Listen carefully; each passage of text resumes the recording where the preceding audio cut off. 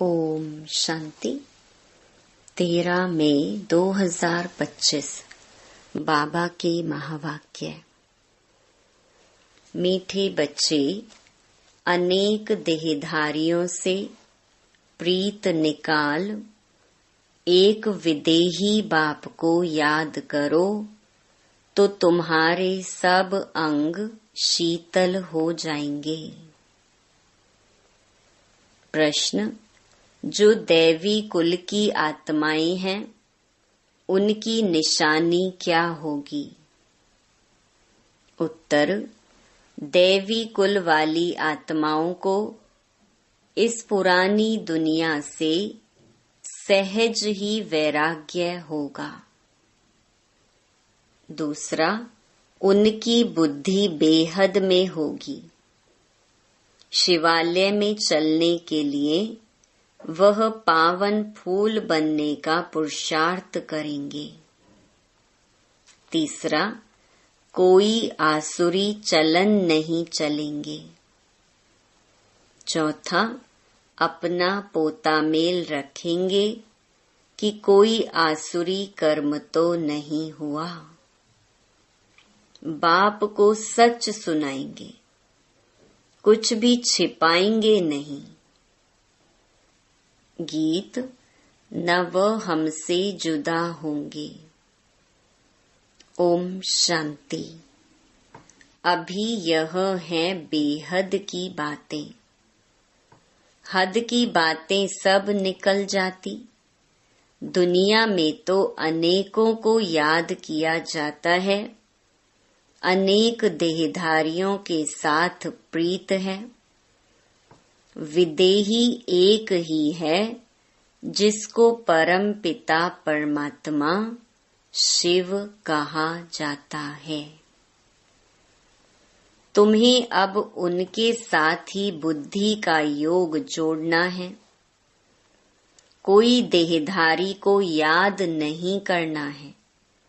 ब्राह्मण आदि खिलाना, ये सब हुई कलयुगी रस्म रिवाज।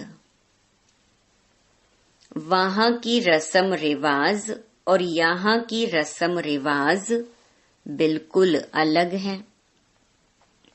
यहाँ कोई भी देहधारी को याद नहीं करना है। जब तक वह अवस्था आए तब तक पुरुषार्थ चलता रहता है। बाप कहते हैं, जितना हो सके पुरानी दुनिया के जो होकर गए हैं या जो हैं उन सबको भूल जाना है। सारा दिन बुद्धि में यही चले, किसको क्या समझाना है। सबको बताना है कि आकर वर्ल्ड के पास्ट, प्रेजेंट, फ्यूचर को समझो, जिसको कोई भी नहीं जानते। पास्ट अर्थात कब से शुरू हुई, प्रेजेंट अब क्या है। शुरू हुई है सतयुग से, तो सतयुग से लेकर अभी तक और फ्यूचर क्या होना है, दुनिया बिल्कुल नहीं जानती। तुम बच्चे जानते हो, इसलिए चित्र आदि बनाते हो। यह है बड़ा बेहद का नाटक। वह झूठे हद के नाटक तो बहुत बनाते हैं। स्टोरी बनाने वाले अलग होते हैं और नाटक की सीनरी बनाने वाले दूसरे होते हैं। ये सारा राज अभी तुम्हारी बुद्धि में है। अभी जो कुछ देखते हो वह नहीं रहेगा, विनाश हो जाएगा। तो तुमको सतयुगी नई दुनिया की सीनरी बहुत अच्छी दिखलानी पड़ी। जैसे अजमेर में सोनी द्वारिका है, तो उनमें से भी सीनरी लेकर नई दुनिया अलग बनाकर फिर दिखाओ। इस पुरानी दुनिया को आग लगानी है, इनका भी नक्शा तो है ना। और यह नई दुनिया इमर्ज हो रही है। ऐसे ऐसे ख्याल कर अच्छी रीति बनाना चाहिए। यह तो तुम समझते हो। इस समय मनुष्यों की बिल्कुल है जैसे पत्थर बुद्धि। कितना तुम समझाते हो फिर भी बुद्धि में बैठता नहीं। जैसे नाटक वाले सुंदर सीनरी बनाते हैं, ऐसे कोई से मदद ले स्वर्ग की सीनरी बहुत अच्छी बनानी चाहिए। वो लोग आइडिया अच्छी देंगे, युक्ति बताएंगे, उनको समझाकर ऐसा अच्छा बनाना चाहिए जो मनुष्य आकर समझे। बरोबर सतयुग में तो एक ही धर्म था। तुम बच्चों में भी नंबरवार हैं। जिनको धारणा होती है देह अभिमानी बुद्धि को छी छी कहा जाता है। देही अभिमानी को गुलगुल फूल कहा जाता है। अभी तुम फूल बनते हो। देह अभिमानी रहने से कांटे के कांटे रह जाते। तुम बच्चों को तो इस पुरानी दुनिया से वैराग्य है। तुम्हारी है बेहद की बुद्धि, बेहद का वैराग्य। हमको इस वैशाल्य से बड़ी नफरत है। अभी हम शिवालय जाने के लिए फूल बन रहे हैं।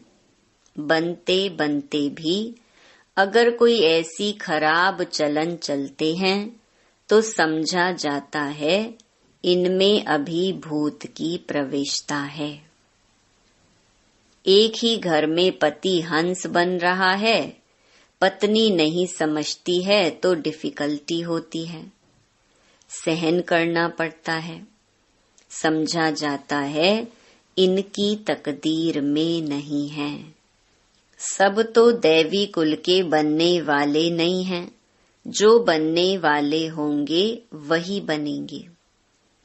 बहुतों की खराब चलन की रिपोर्ट्स आती है। ये आसुरी गुण हैं।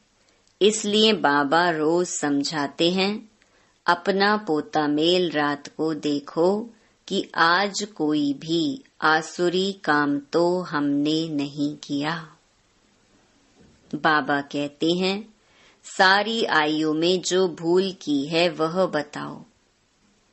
कोई कड़ी भूल करते हैं तो फिर सर्जन को बताने में लज्जा आती है, क्योंकि इज्जत जाएगी ना बताने से फिर नुकसान हो जाए। माया ऐसे थप्पड़ मारती है जो एकदम सत्यानाश कर देती है। माया बड़ी जबरदस्त है। 5 विकारों पर जीत पा नहीं सकते तो बाप भी क्या करेंगे। बाप कहते हैं, मैं रहमदिल भी हूँ तो कालों का काल भी हूँ। मुझे बुलाते ही हैं, पतित पावन आकर पावन बनाओ। मेरा नाम तो दोनों है ना। कैसे रहमदिल हूँ फिर कालों का काल हूँ, वह पाठ अभी बजा रहा हूँ। कांटों को फूल बनाते हैं तो तुम्हारी बुद्धि में वह खुशी है। अमरनाथ बाप कहते हैं, तुम सब पार्वतियां हो। अभी तुम माँ मेकम याद करो तो तुम अमरपुरी में चले जाएंगे और तुम्हारे पाप नाश हो जाएंगे। उस यात्रा करने से तुम्हारे पाप नाश तो होते नहीं। ये हैं भक्ति मार्ग की यात्राएं। बच्चों से यह प्रश्न भी पूछते हैं कि खर्चा कैसे चलता है, परंतु ऐसा कोई समाचार देते नहीं कि हमने यह रिस्पॉन्ड किया। इतने सब बच्चे ब्रह्मा की औलाद ब्राह्मण हैं तो हम ही अपने लिए खर्चा करेंगे ना। राजाई भी श्रीमत पर हम स्थापन कर रहे हैं अपने लिए। राज्य भी हम करेंगे। राजयोग हम सीखते हैं तो खर्चा भी हम करेंगे। शिव बाबा तो अविनाशी ज्ञान रत्नों का दान देते हैं, जिससे हम राजाओं का राजा बनते हैं। बच्चे जो पढ़ेंगे वही खर्चा करेंगे ना।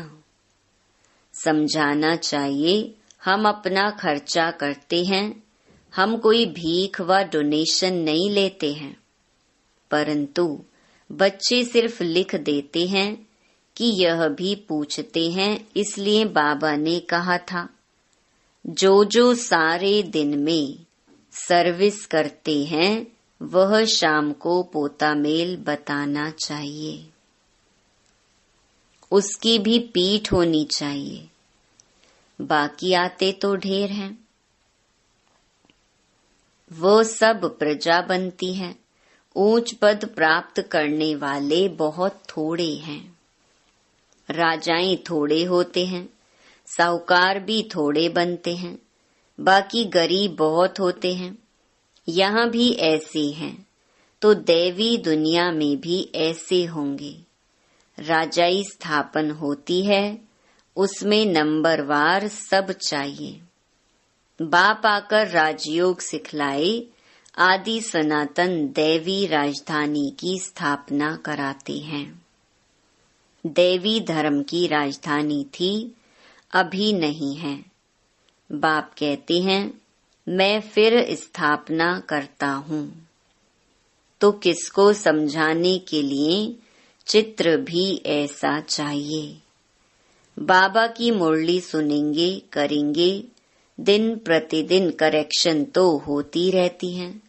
तुम अपनी अवस्था को भी देखते रहो, कितना करेक्ट होती जाती है। बाप आकर गंदगी से निकालते हैं। जितना जो बहुतों को निकालने की सर्विस करेंगे, उतना ऊंच पद पाएंगे। तुम बच्चों को तो एकदम शीर खंड होकर रहना चाहिए। सतयुग से भी यहाँ बाप तुमको ऊंच बनाते हैं। बाप ईश्वर पढ़ाते हैं तो उनको अपनी पढ़ाई का जलवा दिखाना है, तब तो बाप भी कुर्बान जाएंगे। दिल में आना चाहिए, बस अभी तो हम भारत को स्वर्ग बनाने का धंधा ही करेंगे। यह नौकरी आदि करना वह तो करते रहेंगे, पहले अपनी उन्नति का तो करें। है बहुत सहज।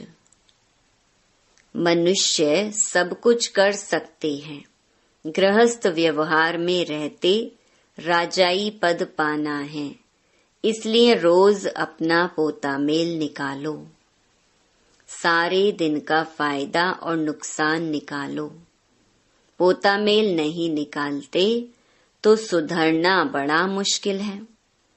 बाप का कहना मानते नहीं हैं। रोज देखना चाहिए किसको हमने दुख तो नहीं दिया। पद बहुत ऊंचा है, अथाह कमाई है, नहीं तो फिर रोना पड़ेगा। रेस होती है ना, कोई तो लाखों रुपया कमा लेते हैं, कोई तो कंगाल के कंगाल रह जाते हैं। अभी तुम्हारी है ईश्वरीय रेस, इसमें कोई दौड़ी आदि नहीं लगानी है, सिर्फ बुद्धि से प्यारे बाबा को याद करना है। कुछ भी भूल हो तो झट सुनाना चाहिए, बाबा हमसे यह भूल हुई। कर्मेंद्रियों से यह भूल की। बाप कहते हैं, रॉन्ग राइट तो सोचने की बुद्धि मिली है, तो अब रॉन्ग काम नहीं करना है। रॉन्ग काम कर दिया तो बाबा तौबा तौबा, क्षमा करना, क्योंकि बाप अभी यहाँ बैठे हैं सुनने के लिए। जो भी बुरा काम हो जाए तो फौरन बताओ व लिखो, बाबा यह बुरा काम हुआ, तो तुम्हारा आधा माफ हो जाएगा। ऐसे नहीं कि मैं कृपा करूँगा, क्षमा व कृपा पाई की भी नहीं होगी। सबको अपने को सुधारना है। बाप की याद से विकर्म विनाश होंगे। पास्ट का भी योग बल से कटता जाएगा। बाप का बनकर फिर बाप की निंदा नहीं कराओ। सतगुरु के निंदक ठौर ना पाए। ठौर तुमको मिलती है बहुत ऊंची।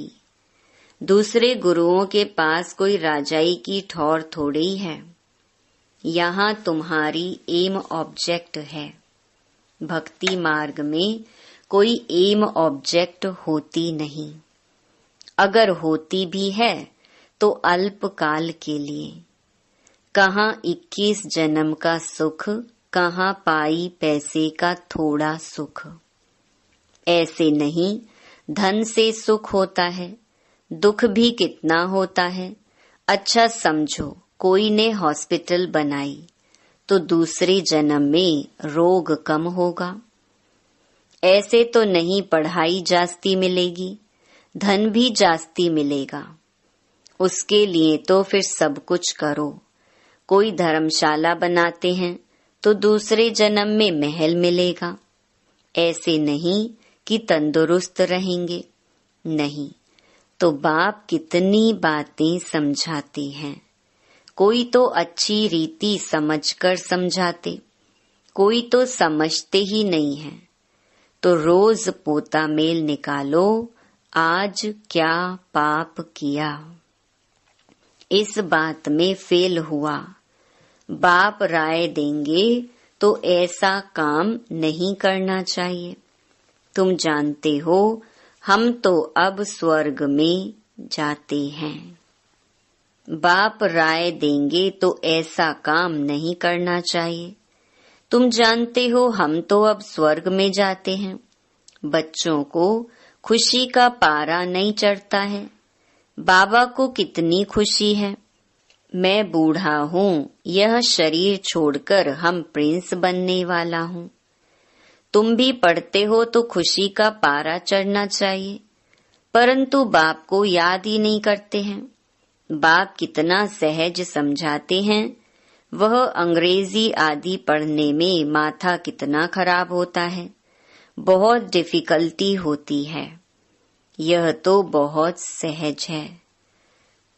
इस रूहानी पढ़ाई से तुम शीतल बन जाते हो।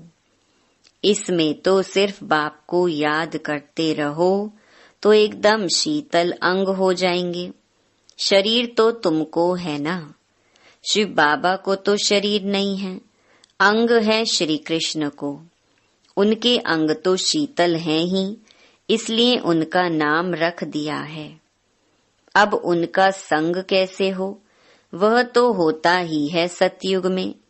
उसके भी ऐसे शीतल अंग किसने बनाए, यह भी तुम अभी समझते हो। तो अब तुम बच्चों को भी इतनी धारणा करनी चाहिए। लड़ना झगड़ना बिल्कुल नहीं है, सच बोलना है। झूठ बोलने से सत्यानाश हो जाती है। बाप तुम बच्चों को ऑलराउंड सब बातें समझाते हैं। चित्र भी अच्छे अच्छे बनाओ जो फिर सबके पास जाएं। अच्छी चीज देखकर कहेंगे चलकर देखो। समझाने वाला भी होशियार चाहिए। सर्विस करना भी सीखना है। अच्छी ब्राह्मणियां भी चाहिए जो आप समान बनाएं। जो आप समान मैनेजर बनाती हैं उन्हें अच्छी ब्राह्मणी कहेंगे। वह पद भी ऊंच पाएंगी। बेबी बुद्धि भी ना हो, नहीं तो उठाकर ले जाएंगे। रावण संप्रदाय है ना। ऐसी ब्राह्मणी तैयार करो जो पीछे सेंटर संभाल सके। अच्छा, मीठे मीठे सिकिलधे बच्चों प्रति माता पिता बाप दादा का याद प्यार और गुड मॉर्निंग। रूहानी बाप की रूहानी बच्चों को नमस्ते। धारणा के लिए मुख्य सार। पहला, बाप को अपनी पढ़ाई का जलवा दिखलाना है। भारत को स्वर्ग बनाने के धंधे में लग जाना है। पहले अपनी उन्नति का ख्याल करना है, शीरखंड होकर रहना है। दूसरा, कोई भूल हो तो बाप से क्षमा लेकर स्वयं ही स्वयं को सुधारना है। बाप कृपा नहीं करते, बाप की याद से विकर्म काटने हैं। निंदा कराने वाला कोई कर्म नहीं करना है। वरदान, नॉलेजफुल की विशेषता द्वारा संस्कारों के टक्कर से बचने वाले कमल पुष्प समान न्यारे व साक्षी भव। संस्कार तो अंत तक किसी के दासी के रहेंगे, किसी के राजा के। संस्कार बदल जाएं, यह इंतजार नहीं करो। लेकिन मेरे ऊपर किसी का प्रभाव ना हो, क्योंकि एक तो हरेक के संस्कार भिन्न हैं, दूसरा माया का भी रूप बनकर आते हैं। इसलिए कोई भी बात का फैसला मर्यादा की लकीर के अंदर रहकर करो। भिन्न भिन्न संस्कार होते हुए भी टक्कर ना हो, इसके लिए नॉलेजफुल बन कमल पुष्प समान न्यारे व साक्षी रहो। स्लोगन, हठ व मेहनत करने के बजाय रमणीकता से पुरुषार्थ करो। अव्यक्त इशारे, रूहानी रॉयल्टी और प्योरिटी की पर्सनालिटी धारण करो। पवित्रता सुख शांति की जननी है। जहाँ पवित्रता है वहाँ दुख अशांति आ नहीं सकती। तो चेक करो, सदा सुख की शैया पर आराम से अर्थात शांत स्वरूप में विराजमान रहते हैं। अंदर क्यों, क्या और कैसे की उलझन होती है, या इस उलझन से परे सुख स्वरूप स्थिति रहती है। ओम शांति।